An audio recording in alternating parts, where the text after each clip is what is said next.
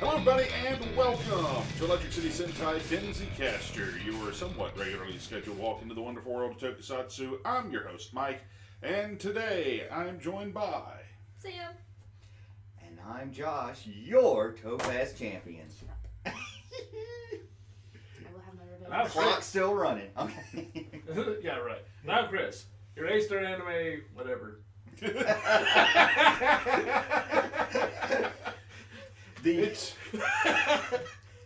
It's 2019, folks. As Josh alluded to on the last episode of Denzicaster, real life happens, and that is why you haven't been seeing any of the shows as frequently as we normally would be. We're going to try to make it so that there's at least one new video a week.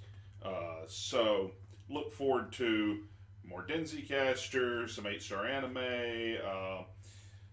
Our Power Rangers RPG will be going up soon if it hasn't already. So, lots of cool stuff coming. Speaking of Power Rangers, or at least what the franchise that would one day become Power Rangers, today we are taking a look at Jetman. Now, full disclosure, Gentleman. in the interest of full disclosure, we've done a review of episodes 1 and 2 and episodes 3 and 4, and you've seen those. We also recorded reviews for episodes 5 and 6 and then 7 and 8, which the audio died on. So, there's no sound. We figured that you don't want to try and read everybody's lips.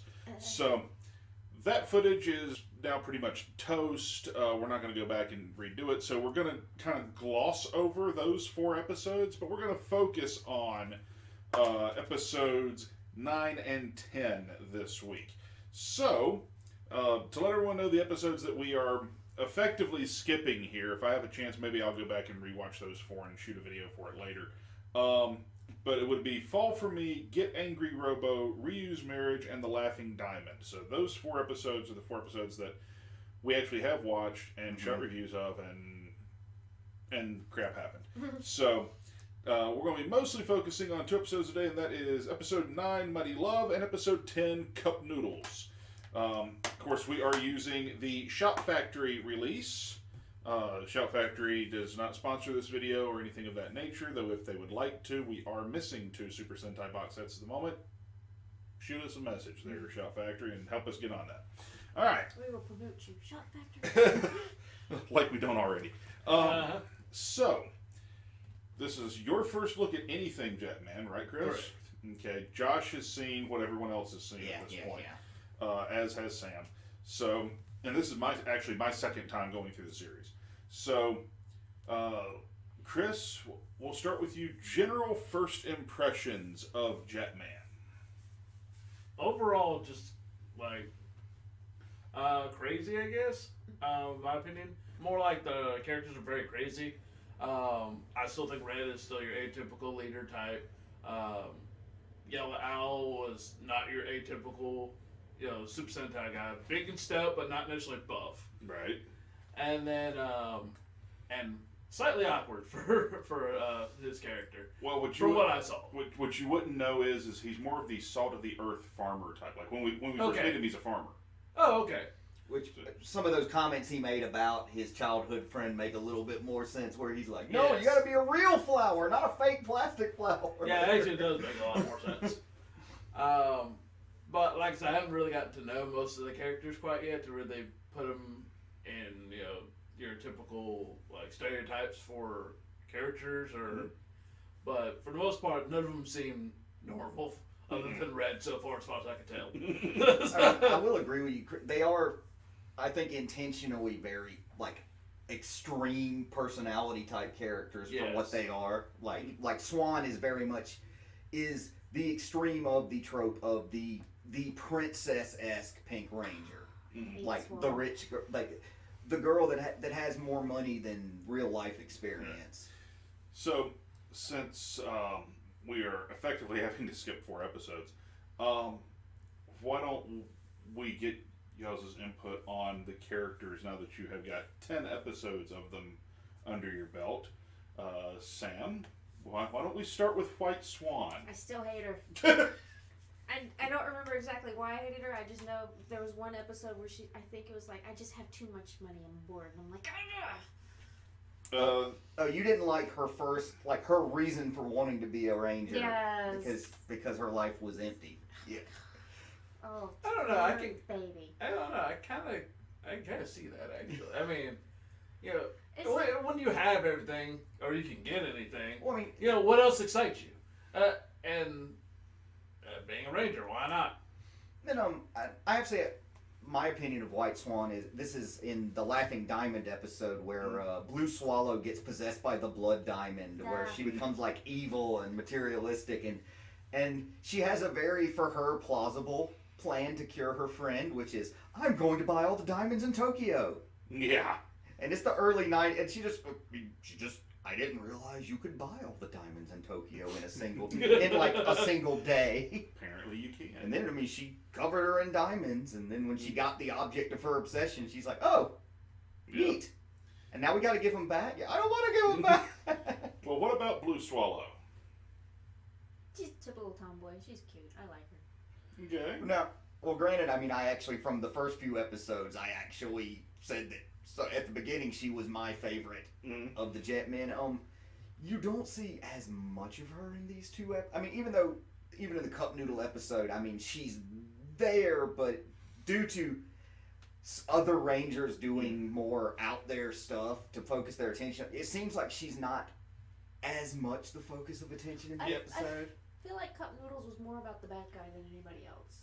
Yeah, and I tend to agree. Cup Noodle really wasn't it was a focus episode on God Noodle. I mean, that's what it was. It was a Or focused God- episode on Cup Ramen. Yeah, Because I'm sure that company paid them a boatload of cash to do this. It's Product placement. Here, and here. yes. God Ramen, just add water. Yes. It was. That episode was so very much. If it was somebody's focus episode, it was probably supposed to be like Blue and Yellow together. But yeah, it's a fun episode. We'll talk about it more in a minute. Okay, so what about Yellow Owl? If we're just going down the list. He really He's special.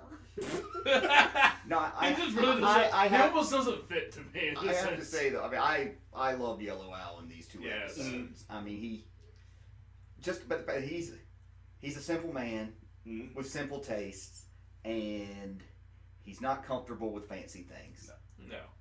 They made that obvious. They made it painfully obvious. He is very much a throwback for anyone out there who has watched Super Sentai and is not familiar with anything that pretty much predates Zhu Rangers, or predates Power Rangers. It was not unusual back in the day for Yellow to be like the strong man and to not have the typical hero physique that you're used to seeing out of Super Sentai.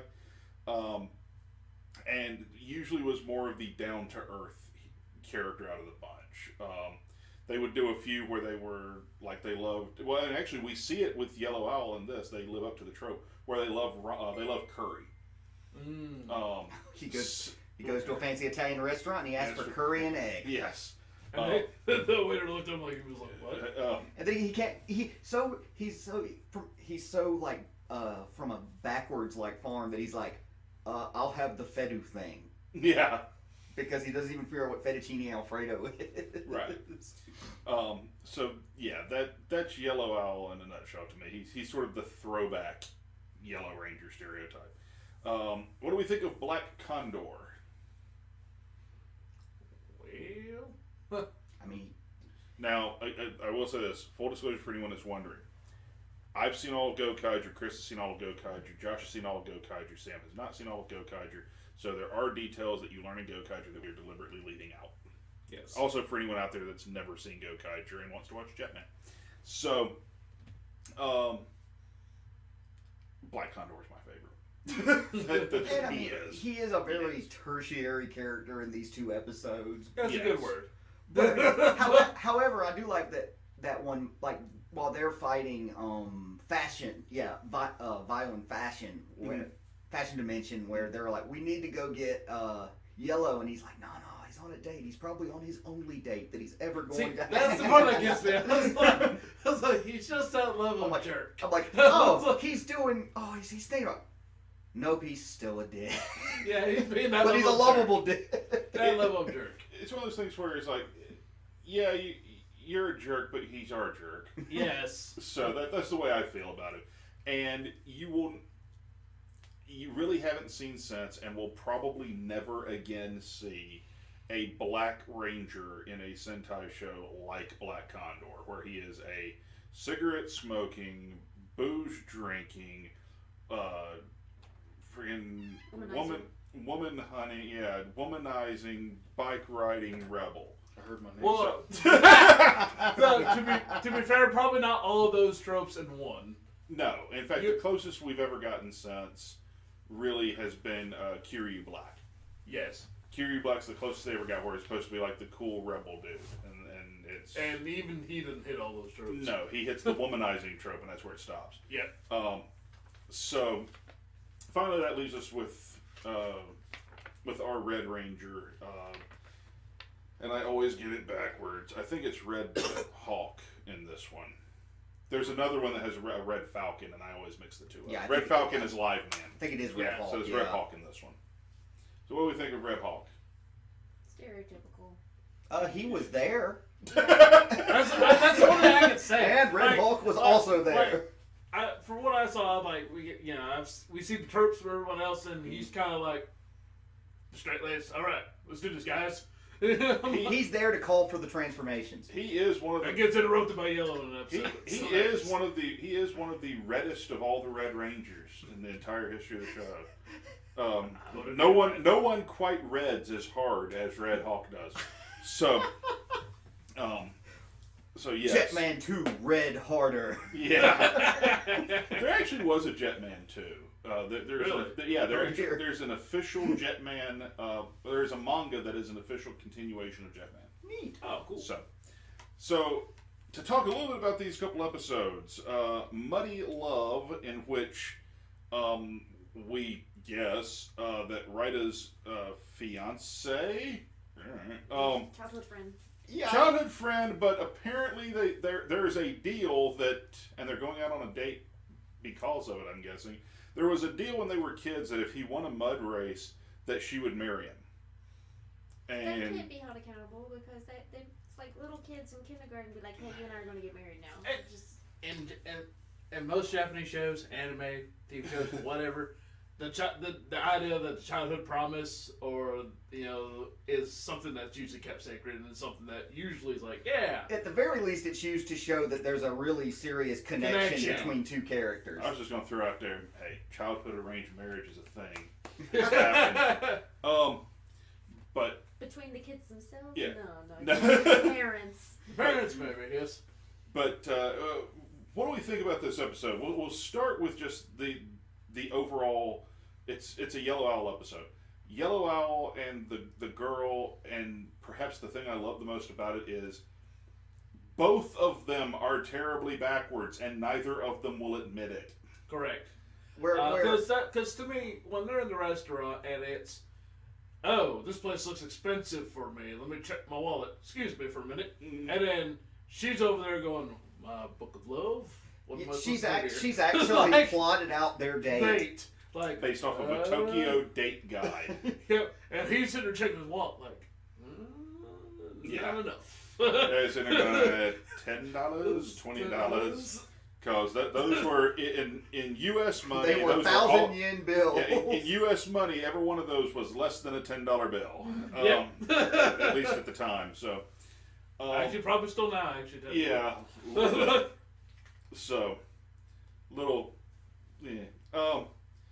So now, I love that aspect of. Was there anything in the episode that you guys particularly liked? I have to say for fashion dimension. They were ahead of the curve, Mike.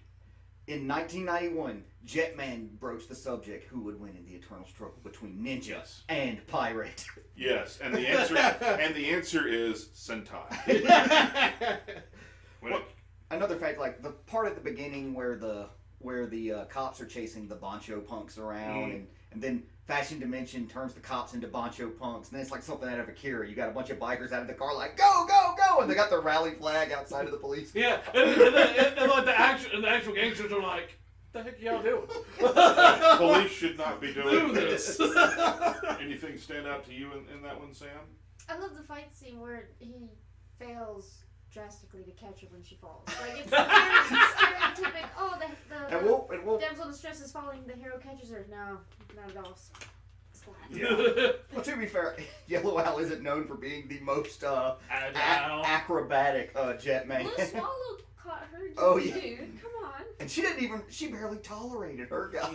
I personally just enjoyed how they interact with the old, the past and the present meet, for this scenario. Oh, yeah. I like how he solves it by bringing up the past. Yeah, I gotta break the memory. I gotta break the mind control. Ground jumps.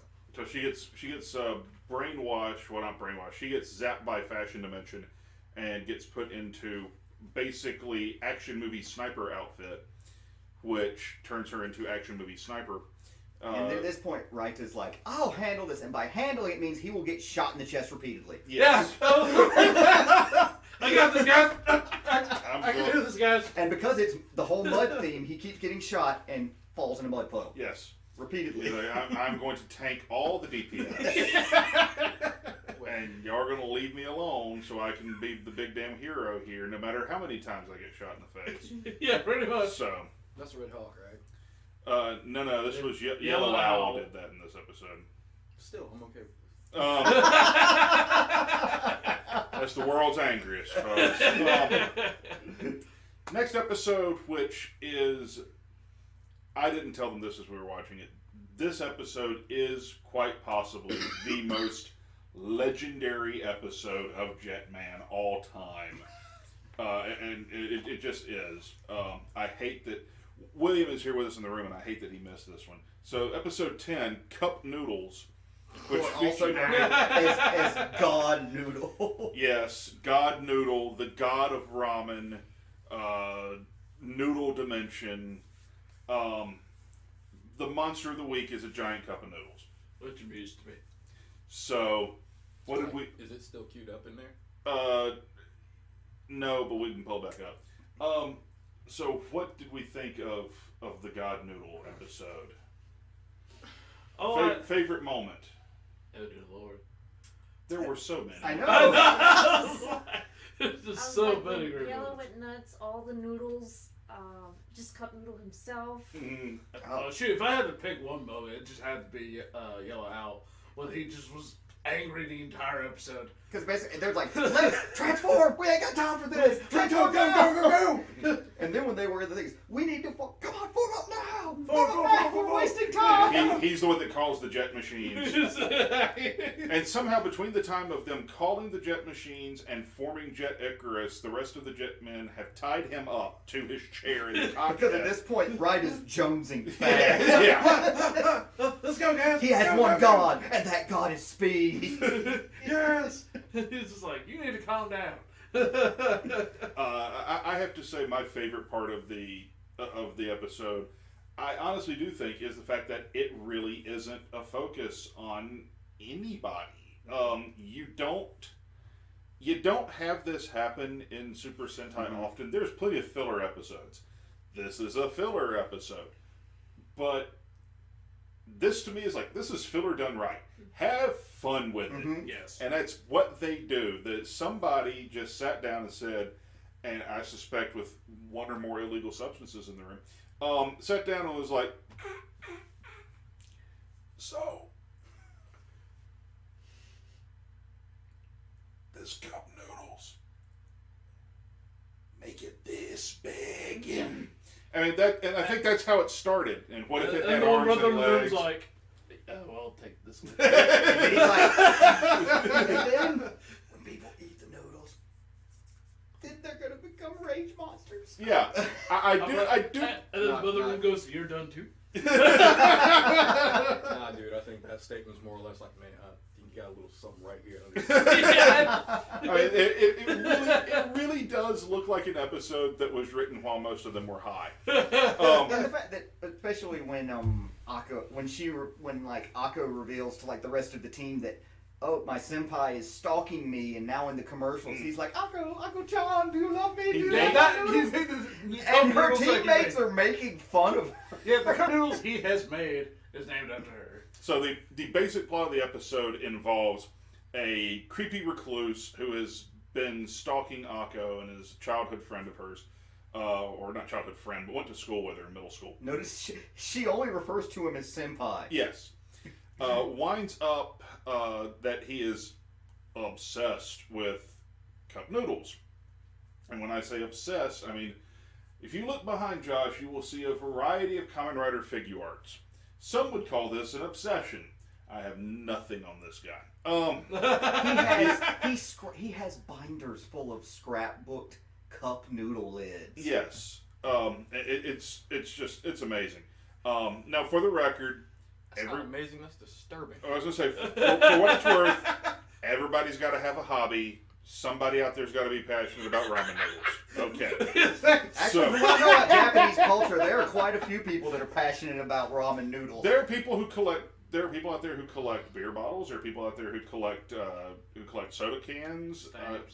Yeah, I mean, I've seen people who have Pez. I've seen people who have rooms full of. Who have rooms full of. You leave Pez out of it. I've seen rooms full of like shelves, floor to ceiling, that were nothing but different Coke cans. So I get it, but. Okay, were they at least different, like the different flavors of ramen? Yes. You know, in this case, like different flavors, different manufacturers, different labeling, things like that. That's the thing. Is God Noodle actually tasks Professor Noodle, as he calls him, to you need to create the greatest ramen flavor ever. He has to create the ultimate cup noodle, and so we see the training montage of Professor Noodle making the ultimate cup of noodles, while God Noodle is behind him being the cheerleader. And eventually he succeeds, and they market it, and he names it after Akko. Yeah, he calls it Sweet Akko. Yeah. Or Happy Akko. Happy Akko Ramen. And there's even like a little super deformed anime picture of Akko's face on the cup. Which of course makes her just go, what? So, anything out of these couple episodes we didn't care for? I don't know. Both of them seemed very entertaining. Yes. All around. I didn't want to slap anybody this time. And I have to say, that's because White Swan didn't get a lot of screen time. And the child Vilum, what's his Tran. I really like, because it shows Tran's a super whimsical villain. Mm-hmm. I mean, it also seems like he's like, I'm just gonna screw with stuff and see what happens. It is something I actually love to see when they have a kid villain in a Sentai show, which they don't do a lot of anymore. Back in the day, you had kid villains with some regularity. Mm-hmm. And the thing about a kid villain was always either they are the most disturbing, vicious one out of the bunch, so they're like they are acting like the ultimate adult, or they are just, it's a kid. And that's what he's got superpowers and he's using them for mischief and evil, but at the end of the day, it's still a kid. And Tran, they pull that off really well, where he just wants to have fun. It's just that his idea of fun involves people losing their lives. Kind of like Lucky from Lucky Row, yeah. Yeah, Lucky Row from Curie. Sort of the same sort of personality, although I would say Lucky Row was probably more innocent. True. Than Tran is. Tran is straight up a villain. You could argue that Lucky Row is just. I mean, even though he's a kid and he enjoys doing it, but ultimately he gets his kicks off basically forcing people to do what they don't want to do. That actually is a fair statement, because Fashion Dimension, he's manipulating them with the clothing, and this one he's manipulating them with the food, just making them all mad. Mm-hmm. So yeah, that's a very fair statement. So anything we're looking forward to going forward with Jetman? More Yellow Owl. So more of him. Is that your favorite? I like him a lot. Okay. I want to see more Gray. Yeah, because we haven't seen a lot of Gray yet. You mean the swirling cup of wine? Somehow, Gray is the robotic villain in this show. He is again, back in the day for Super Sentai, you basically had a checklist of bad guys, and one of them, evil robot, check.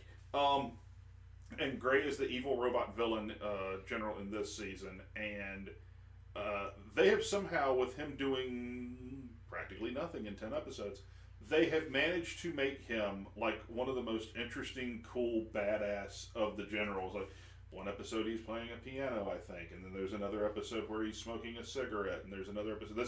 One of these 2 episodes, he's just sitting there and they're talking about something, and they cut to him in the background, and it's a close up of him swirling wine in a glass. Yep, just like he keeps classic. And so the vibe you get off of him is that the dude from the Dos Equis commercials. Oh, Gray is the most interesting robot in the world. The vibe you get off of him that I got off of him when I first watched the show and was getting to this point is, okay, he's the opposite of Black. Like he's the villain that is the counteract to Black. Because and if you ever notice, a lot of times when they cut to Gray, whatever Black was just doing, Gray is now doing. Oh I haven't noticed that yet. So like, Black had had like a little bit of booze, and then they cut, and suddenly he's got the wine glass, or one of them will be smoking, they'll cut, and the other one will be smoking. So that's also something that's not unusual. Is you would have the group of villain generals, and they usually every one of them had a counterpoint on the team. Gotcha. So folks, I'm looking forward to watching more of this. Yes. I will say that the folks at Shout Factory have done a tremendous job on this one, which they tend to do. At some point, I suspect, I hope, I've got 10 seasons of Super Sentai sitting on a shelf right behind the camera, and plan to be getting 2 more in the not terribly distant future that happen to be out. So I see lots of Super Sentai in our future, and looking at the seasons over there, some better than others, but still good. One other thing I'm going to throw out here, just so everyone knows, on Denzicaster, the main show, because you now have Denzicaster, and then of course there's Blitz, and there's Now, which those 2 shows have both fallen behind, obviously. I've got to watch a lot of Kamen Rider ZM now that I think about it. But on the main Denzicaster show, we will still probably be going through series and going through them, getting them completed and so on, but more so than we did in the past. When we get together for these days, all of us have full-time jobs, and all of us have lots of stuff going on at home. So this is also for us our relax and have fun. Oh yeah. So you might not see, like if you see a show this week and we talk about a particular series and it doesn't pop up again for a couple of months, that's because when we get together, we literally sit down and look at each other and go, so what do we want to watch today? And that's how we're doing this. I know what we're not watching today. Oh, good grief. Yeah, by the way, and I'm going to get this out there, I'm apparently going to have to, Josh and I desperately want to watch Toei's Spider-Man. And we've watched a couple episodes. Oh, that wasn't what I was implying. I'll say we're not watching Johnny Sacco today. That's because we finished Johnny Sacco. Yes. But I am going to throw. Was it that bad for you? No, but it was towards the end. It got a little tedious towards the last few episodes. Fair. It was an experience. Yes, that's as good a way of saying it as any. The thing for like Spider-Man is we're going to wind up. I'm just going to have to break down and convert every single one of those episodes to a different file format. I have the whole series, but it's all Flash files, which will not play on anything I've got in the house. Fair enough. So I'm just going to wind up converting it all to a different format. But Josh is right. We are not watching Johnny Sacco. And I'm going to say one more thing before I wrap this up. There's a gentleman who left a comment referring to us in less than pleasant terms because of the very first episode of Johnny Sacco that we reviewed. Still the most hated video on this channel. It's good to be noticed. Yeah. But with that said, do us a favor when you do watch the Johnny Sacco reviews. If you are a big fan of Johnny Sacco, please go through and actually watch all the reviews, because by the time all was said and done, Josh and I's opinions of the show did change dramatically. Oh yeah. So, and there is a healthy appreciation there for it, just as there is a healthy appreciation for a far better show called Jetman. Just saying. So, until next time, folks, we want to thank you very much for joining us. Please share, like, and subscribe. All those things you do here on the YouTube. Make sure that you jump over to our Facebook page, facebook.com/GeekCarolina, and give us a like and a follow there. You'll see some more stuff pop up there as we get more active here in 2019 and we start picking our schedule back up. Also, jump over to the Geek Carolina store at redbubble.com. It's redbubble.com/people/Geek Carolina. We got a couple of new shirts up over there. We have the Delta Squad t-shirt, which is the official t-shirt of our new Power Rangers RPG. So you can pick that up, which it of course comes in a wide array of Ranger appropriate colors.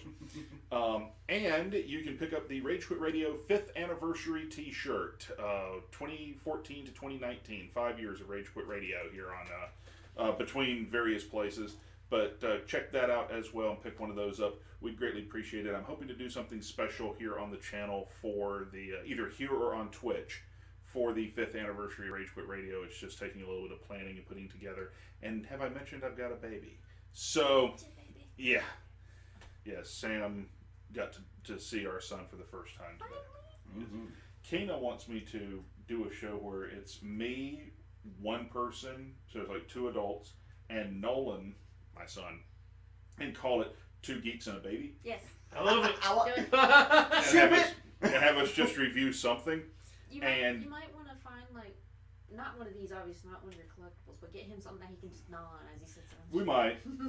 I can find something. And then when we do that, whatever, the production on this would be a nightmare, but for me anyway. But whenever he makes a noise, goo, ga, whatnot, we subtitle him. Yes. So, absolutely. I'm not sure how we're going to do that, if we're going to do that. Do it. Do it. If you like the idea, leave us something down below and tell us. So that'd be funny. all right, folks. Until next time, I'm Mike. Sam. I'm Josh. Chris. And we'll see you next time on Denzicaster. And a star anime. And Chopsaki Cinema. Eventually. Yes. Someone.